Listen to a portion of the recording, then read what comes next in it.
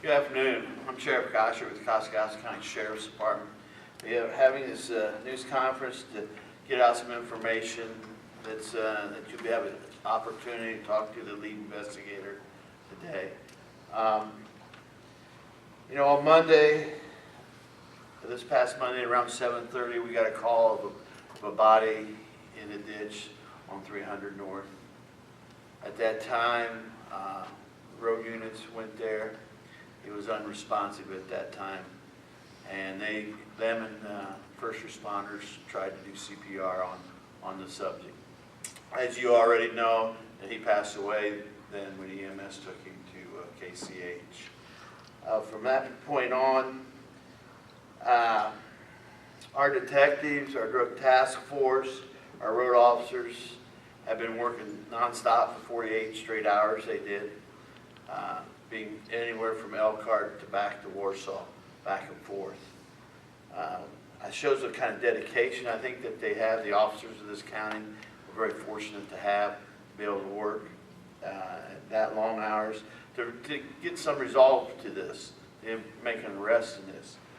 Also, I want to thank Winona Lake and Warsaw PD. They assisted us at the scene, the EMS personnel, Winona Lake Fire Department, Kosciuszko County Coroner's Office, which you will have a chance this afternoon to also go ahead and talk to our coroner, Tony Cirillo. And then also, we have a special thanks to Elkhart PD, their investigators, their drug task force went with us, spent almost 2 days straight with our investigators up there in Elkhart, where we had seen that we needed to get evidence and also question some people, interrogate some people, and they helped us greatly doing that. At this time, I think it's now to turn it over to our lead investigator, which was Lieutenant Todd Sauter. He'll come up here and answer the questions that you may have about the case. And then after that, we also have our coroner, Tony Cirillo, to also, if you have some other questions, to ask him. Thank you for your time.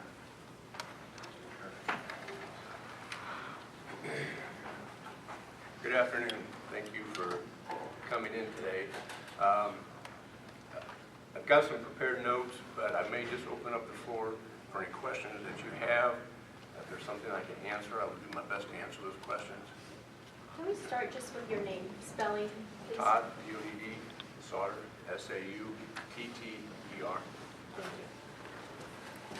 Do you guys know why the individuals were in Warsaw? They weren't originally living in Warsaw, so why were they here? It's our understanding that the suspect in this case had acquaintances or friends here in the city. Do you know if this is gang related? It is unclear at this time what their affiliation is. If it's gang related, I can't comment whether it is or not. Do we know if they were related, if they knew each other, friends, anything like that? We do believe that they are. There is a family connection. The exact connection is not clear, but they are family connected. Do you know a motive at this point? Do you know why? I'm not going to speculate on a motive at this time. We still have some individuals that we are talking to. Currently, as we speak, we've got detectives doing further investigation right now and further interviews to try to determine a motive. We have some ideas, but I'm not going to speculate until we have evidence. How did you end up in Elkhart? We received a call Wednesday morning when we were going on our way to Elkhart to try to, on Tuesday morning to try to make contact with some family, and we received information that friends and family had found some evidence that they believed would connect our suspect to this crime. So we were going to Elkhart anyway, and that just expedited our process. Can you speculate? Can you tell us what that evidence was? There was a shirt that was found in a residence that we believe our defendant was wearing or had in his possession that had evidence on that, and the family felt that that could be connected to this crime. Are there multiple people involved? Do you still have people of interest? Right now, we're pretty confident that we have our main suspect in custody. So, Monday at 7:30, the body was found. Do we have any idea of when the incident happened? It would have happened probably shortly before we got the original call. How were you guys notified of the body? A witness in the area observed the body of our victim and called 911 to report it. Has the suspect made any statements to you? The only statements that the suspect has made was that he was in the Warsaw area the night of the incident and that he was in a vehicle that did belong to our victim. Do you know if the stabbing occurred in Warsaw or if it was before and dumped him out of the car, or? I'm confident that happened at the scene where we found the body. Is there anything, like any businesses, any little shops around that area, or is it just like an isolated kind of? It's an isolated county road west of State Road 15. The original witness did help you guys out a little bit, correct? Gave us a vehicle description of a vehicle that he saw in the area. At the time, we weren't clear what connection that vehicle had to the crime, but he did give us a vehicle description that he did observe. Is the suspect also from Elkhart? His address that we found was Harvey, Illinois, and that's the address that he provided. In the probable cause, you guys mentioned a knife that was found. Has that been linked as the murder weapon? It matches the description of other kitchen utensils and cutlery that was at a residence in Elkhart. So we're talking about like a kitchen knife, a pocket knife? Correct, the kitchen. Any information about the area that they were, like, why would they be out there? Just a county road? I mean,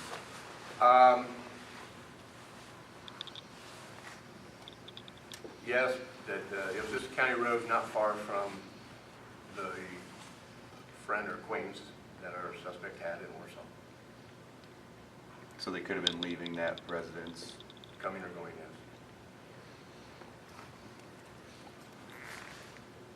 You may have answered this question already, but do we have a motive? No, we do not. The family has been responsive, giving you guys any information that they have. The family has been very cooperative, very instrumental in this case. If it wouldn't have been for the family's cooperation and willingness to help us, this case would be very different. You mentioned the suspect has a listed address as Harvey, Illinois. The probable cause statement indicated that he may have been living with the defendant at some time, or living with the victim at some time with the victim's sister. Do you know? I believe that he came here and had been staying in the Elkhart area for several weeks, visiting, staying here and whatnot. Thank you. When there's a stabbing, is this normally, a thought-out crime, or is this just kind of a crime of passion? I mean, what do you guys normally encounter? Well, normally, stabbings are spur of the moment. They're not well thought out. Do you usually see stabbings with the number of stab wounds found in this case? I think the number was 63. 63 is what we were told by the coroner's office. Is that normal? What does that indicate of the crime? In my 20-plus years of law enforcement, that's probably the most I've ever seen. Now, where did you guys end up picking up the suspect again? In Elkhart. In Elkhart. I actually just returned from the scene where the body was found, and upon first glance, it is a bit of a remote location, but just behind the tree line, there is a neighborhood. Do you think the suspect kind of panicked and just left the body there, or what do you think his thought process was in choosing that spot? Honestly, I believe that he wasn't familiar with the area and didn't know what the surroundings were, and that's just where they stopped. The crime was committed, and that's where he left the body. So he was stabbed in that location? We believe so. There were several concerns about people not being notified of the exact occurrences, if the suspect was caught right away. Was there any concern for public safety? I know it's near a school, but it was fall break. Were you guys pretty confident that it was just a one-off occurrence? Didn't really have any reason to believe otherwise. I mean, we had crime scene at that location. We had a possible vehicle description.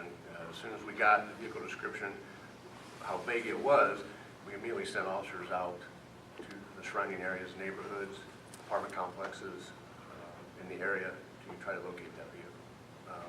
We did notify businesses and the school in the area immediately that night. Even though it was after hours, we did contact school officials, so they were aware of it. Now, you talked a little bit about this in bit and pieces, but can you just explain what weapon was used in this stabbing one more time for us? It was a kitchen knife.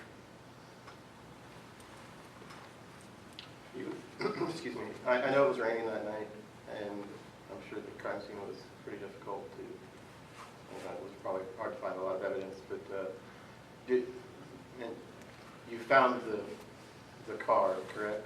That those people were in? We have found the car, and we do have it. Do you believe that that happened inside the car or outside? We believe it happened in the car. And the car was registered to the victim, correct? The victim's family.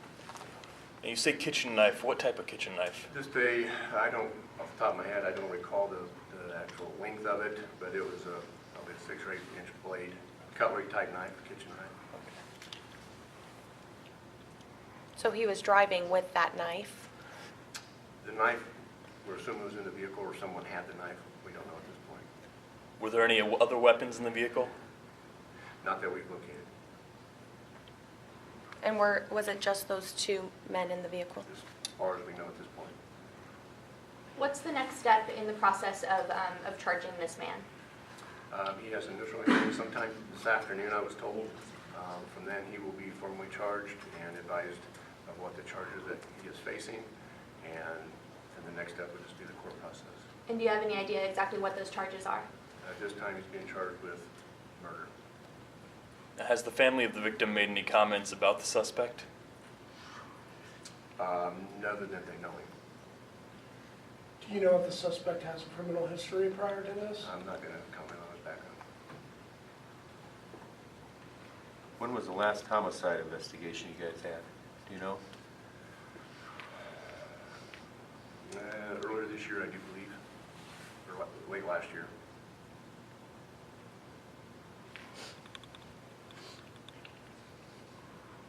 Okay, if there's no further questions, I too would like to thank the Elkhart City Police Department and their staff.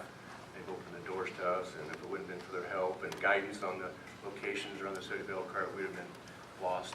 And so we'd like to thank them personally too for all their assistance in this case. One last question. So from the moment of the crime to when the suspect was apprehended, do you know how long that was? Off the top of That's your less head? than 48 hours. Okay, thank you. Thank you.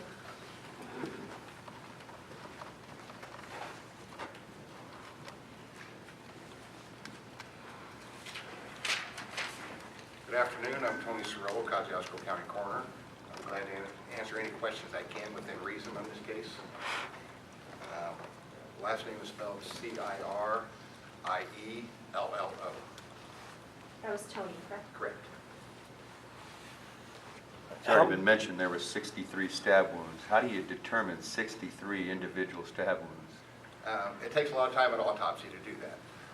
But the pathologist we had was really good, and between the pathologist, the crime scene technician, myself, we're able to identify, measure, and photograph and document every one of those stab wounds. Those are stab wounds that actually broke the skin and got down into the subdural area of the muscle and the fatty tissue. Why would somebody need to stab somebody 63 times? It's pretty violent. Since 2014 to current, we've had 7 homicides in this county, including this one. This was the most violent of injuries that I've seen of any of those that I've been involved with. But generally, something was mentioned earlier about crime of passion with stab wounds.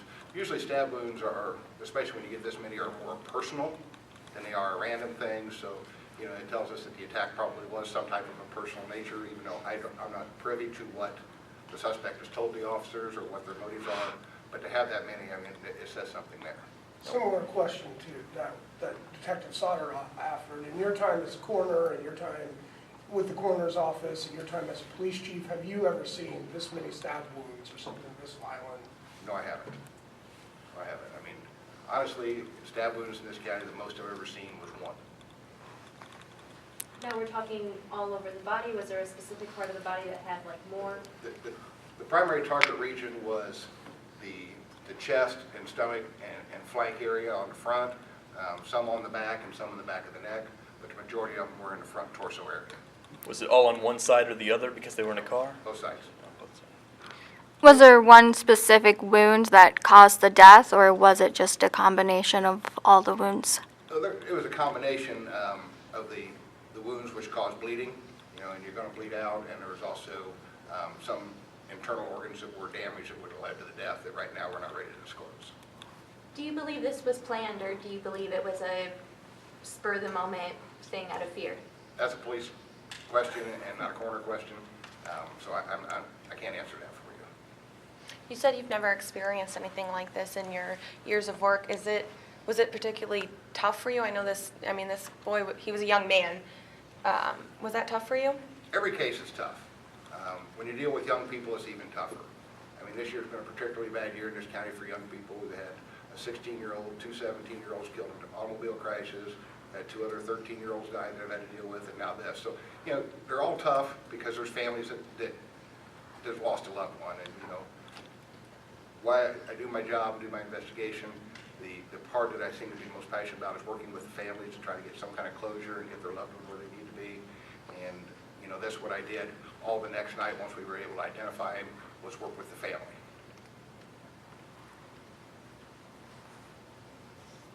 Other questions for me? Thank you very much for your time. Thank you.